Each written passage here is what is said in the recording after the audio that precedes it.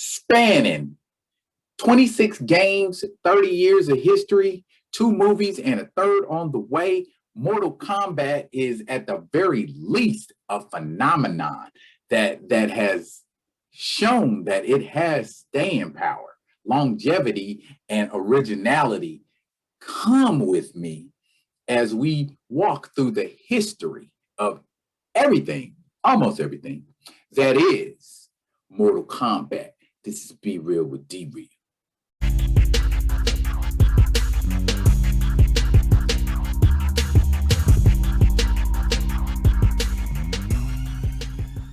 What up, y'all? It's your man D Real, the Black Panther stalking the urban juggling vibranium Adidas, bringing you another Be Real with D Real. I'm D Real, and let's get into it. As you can see from the background behind me, we are going to be talking Mortal Kombat.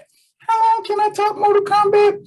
I could actually talk Mortal Kombat for a long time. So trust me, this here is the abridged version. On my, when I was researching this and digging up stuff, it was just like, dang, stuff keeps coming up. Okay, so let's just go ahead and get started. All right, here we go.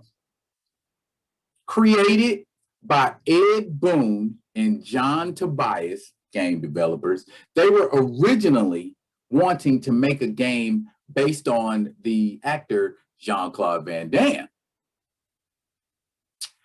But that idea fell through, and they basically ended up instead going with a fighting game.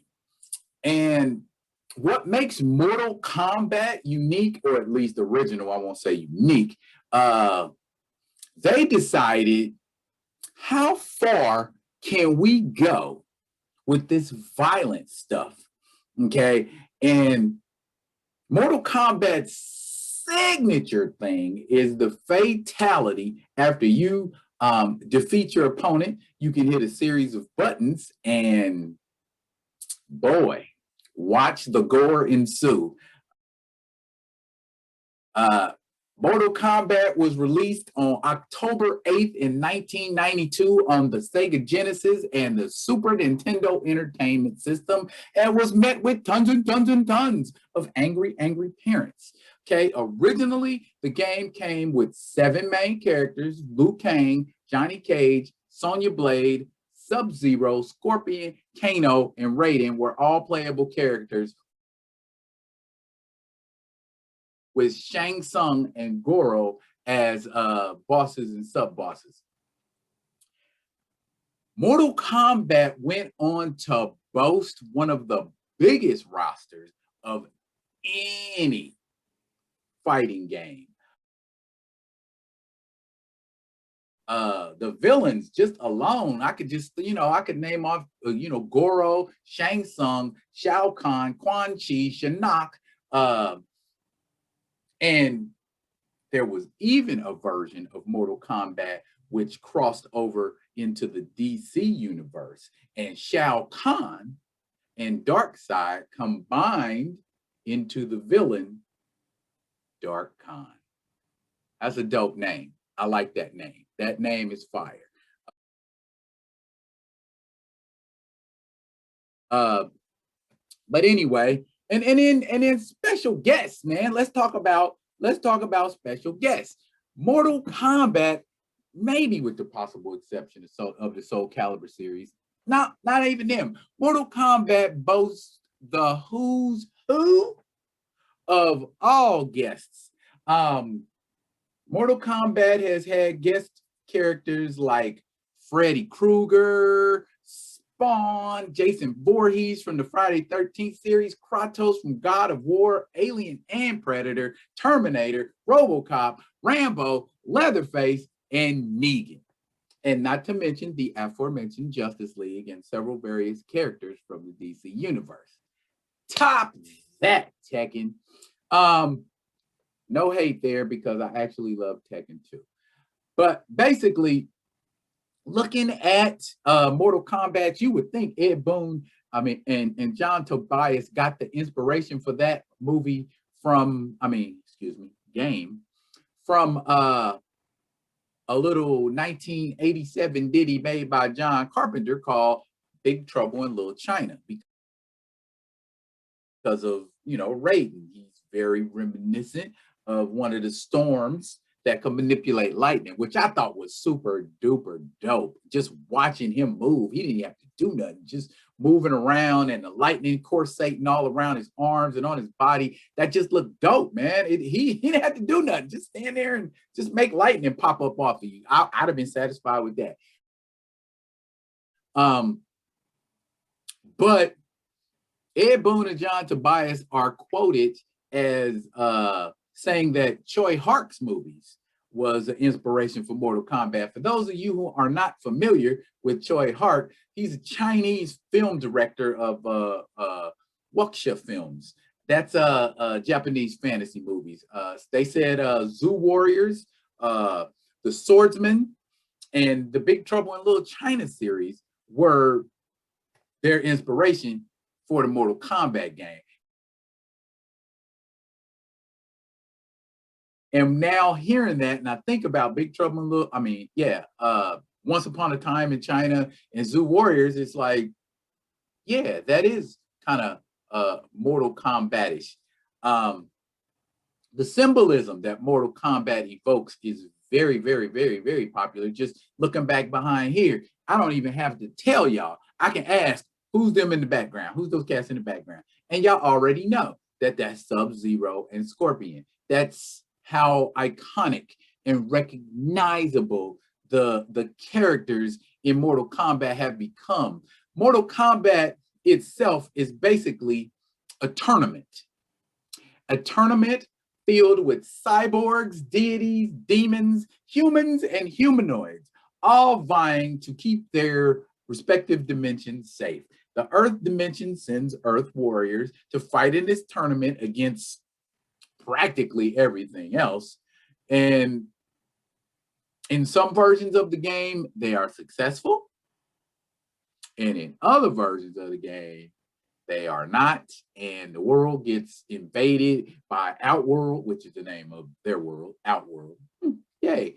But they also have a game developing studio, Ed Boon and John Tobias, called NetherRealm Studios. The money they made. Okay. Now, the Mortal Kombat movie franchise, New Line Cinema acquired the rights to do a Mortal Kombat movie in 1995. And I can forgive that movie for a lot of things. But the one thing I just absolutely cannot forgive that movie for is the casting of Christopher Lambert as Lord Raiden. What was y'all thinking, New Line Cinema? Are you serious? And then they came back with the sequel, Mortal Kombat Armageddon in '97, and replaced him with James Remar. I love James Remar as an actor, but that's a horrible choice for Raiden. At any rate, these two movies overall could be considered flops. And we look back at them and we laugh. Most people do, because it's like, for real? Or is that supposed to be Mortal Kombat? Nuh-uh, y'all tripping. And essentially, we were tripping until we saw the trailers for the recent upcoming Mortal Kombat movie, which will be released April 23rd in theaters and on HBO Max.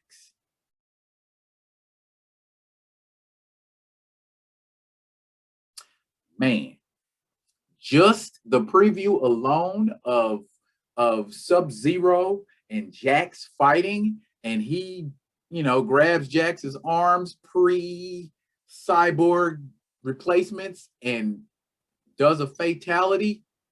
That alone was enough for D-Real to go, yeah, I'm in, and then they go on and they show how brutal Scorpion is before he becomes a spirit and after he becomes a spirit, and then Sonya Blade and Jax, and it's got all of the originals from the original Mortal Kombat plus Kung Lao, Jax, and I would hazard to guess Melina and a couple of more, outworld folk that will probably be fun to watch in a movie. Me personally, I think the upcoming Mortal Kombat movie is going to be a hit because number one, it's running on HBO Max, and as we've seen, movies that premiere on streaming platforms seem to do quite well. There you go. Now, as I said, Mortal Kombat releases on April 23rd in theaters and on HBO Max. It looks as though this might be the one to get everybody back in theaters. If well, or should I say, this looks like the one that's going to get people back at theaters because it's obvious y'all showed up for Godzilla versus Kong. All of that revenue did not come from just HBO Max. And that's cool. I like that. I want to see folks out at the theater again doing things, getting away from, this COVID mindset. So me personally, if you've had your vaccinations or you feel real safe, go check it out in the theater, man. The theater experience is not to be slept on, especially for a movie of this magnitude. This has been my real talk. I am also going to do a review of Mortal Kombat after it comes out with the spoilers. So if you don't go see it on Friday, don't come see your man D-Real after because I'm going to be telling all kinds of things about this movie. I am excited, like little kid going to see Star Wars excited about this movie because I know they're going to deliver. Folks going to be doing fatalities. Folks going to be doing brutalities. The movie is rated R. Thank you. Thank you.